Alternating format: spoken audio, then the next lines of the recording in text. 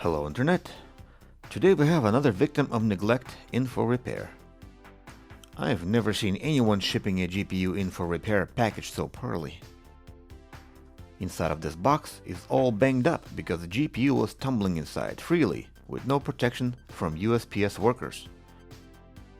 I was so shocked my cat walked in and couldn't believe his own eyes.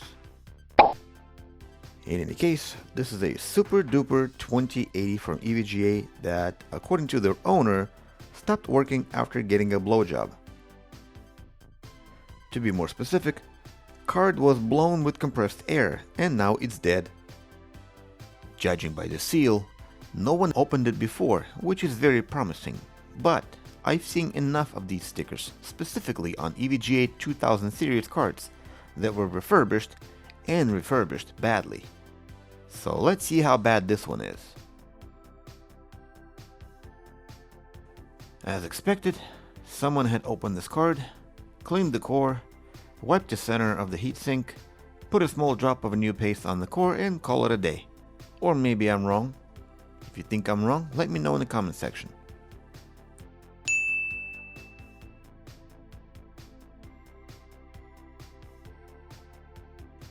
In any case, let's see if we have any shorts anywhere.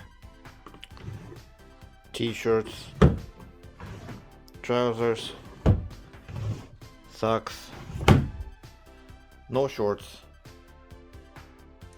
After finding no shorts and checking the data lines with the data line tester that also helps to identify bad solder joints under the core, I powered on and I saw almost no power consumption. These three coils here should all be 12 volt, but one of them is not. All three have fuses and one of them is blown for some reason. Let's change that fuse and try again.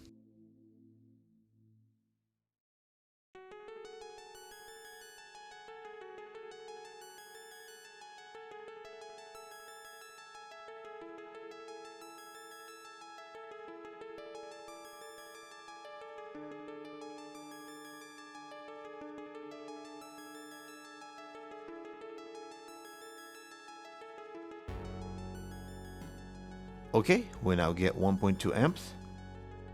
We have power on memory, which means we have power on the core as well. So let's check all the phases real quick to make sure that none of them are looking weird. And as expected, every signal on every power rail looks good and promising, so let's boot the card and see if we can run a memory test. Memory test has passed and I thought to myself, this is going to be another one of those boring repairs, right? Believe me, it's not. So stick around. Before I assemble the card for stress testing and benchmarks, I have to remove this old garbage. But before I do that, let's measure it and see what pad thickness we're going to need. Looks like a 1mm should do. And lucky us, today one of you has sent me a full stack of pads as a gift to all of you. Which means this customer is getting a pad for free. Woohoo!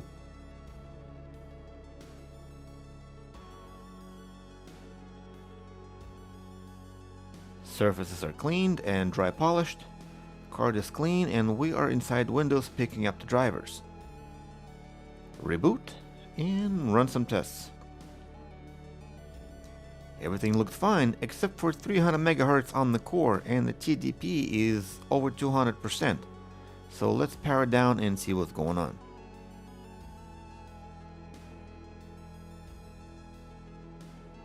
As you can see, the 1mm pad was chosen correctly and we have a very good contact with the core, but that's not the issue here. Since everything seemed to work but we get strange values reported, it makes sense to try to replace this little IC and see if anything changes.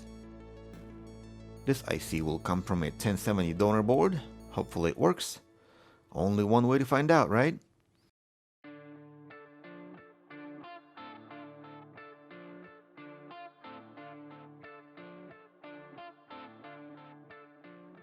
IC is replaced. Let's check the 12 volt rail since this IC is indirectly connected to it. And I see less than 500 ohms on a 12 volt rail coming from the slot, which is too low. Now let's inject 12 volt into this fuse and see if anything starts to glow, and it looks like a power limiting IC is not feeling very well.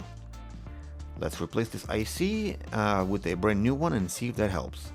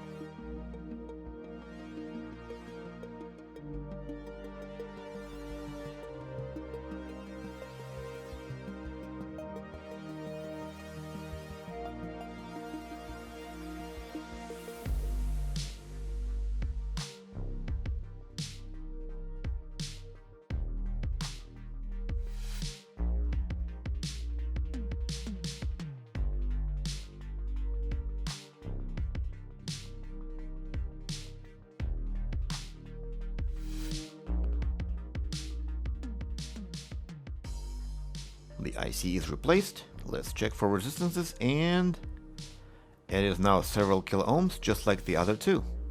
Great. Without fully assembling the card, I will give it a quick test with FarmArc just for a second, and it looks like it's working now. Awesome.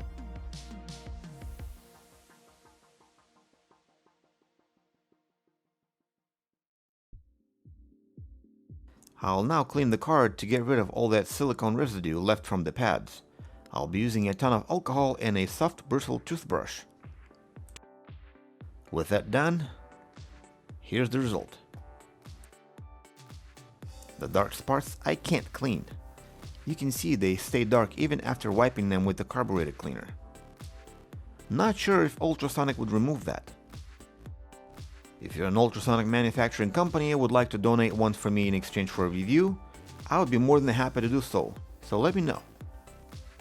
Everything seemed to work as you would expect, but something was up with the temperatures. They seemed rather high for my taste, so I switched back from overclocking to normal and tried again. But there was no noticeable difference. Thought to myself maybe I screwed something up, so I quickly took the card apart just to verify that I did everything right. Everything looked great and there was no reason for it to stay that hot. But while I was testing the card, I did notice that the two fans on the right were not spinning as fast as the one on the left. Those two fans are controlled by firmware loaded onto one of the LED controllers. So I launched the Precision X from EVGA, reset all to default, and bam! Drop 15 degrees, just like that. With that done, card is now fixed and is on the way back to its rightful owner. And as for you, I hope you learned something today, and if so, please hit me with a like, a comment, and subscribe for more videos, and have a blessed day. Goodbye.